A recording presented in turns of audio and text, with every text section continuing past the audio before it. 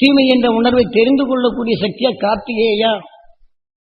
நாம் உலகில் மனிதனா இருக்கக்கூடிய சர்வத்தையும் அடைய முடியும் சூரியனுக்கு சந்தர்ப்பத்தால் உருவாக்குறதா.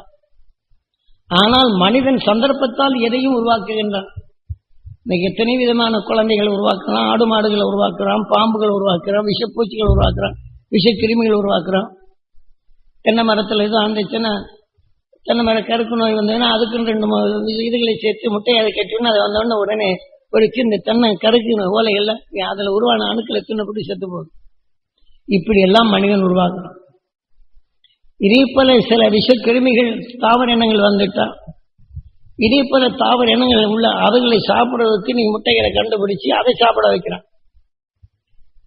அந்த செருப்பு கத்தாழை இருக்கு சப்பாத்தி, அதை நிறைய ஊரெல்லாம் பரவணும்னா அதுக்கு 2 கிருமிகளை விட்டோம்னா அது பூரா என்ன செய்யுது, அந்த கிருமிகளை அதை பூரா அஞ்சு அந்த சப்பாத்தி கல்லி பேர் கொண்டு சாப்பிட்டு அந்த கல்லியை சுத்தமா மறைச்சிடும். இதே மாதிரி நாம தாவர இனங்கள்ல வயல்கள்ல புல்லு களை எல்லாம் ஜாஸ்தி முளைக்குது.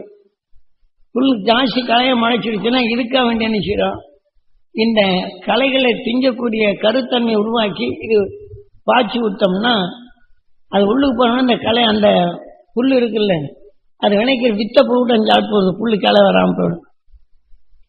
மனிதன் செய்யறான் இத்தனையும்.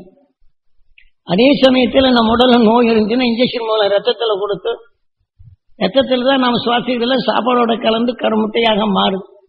அது அணுவாக மாறிச்சுன்னா மற்ற உடல் உள்ள உறுப்புகளுக்கு தீங்கு விளைவிக்குது.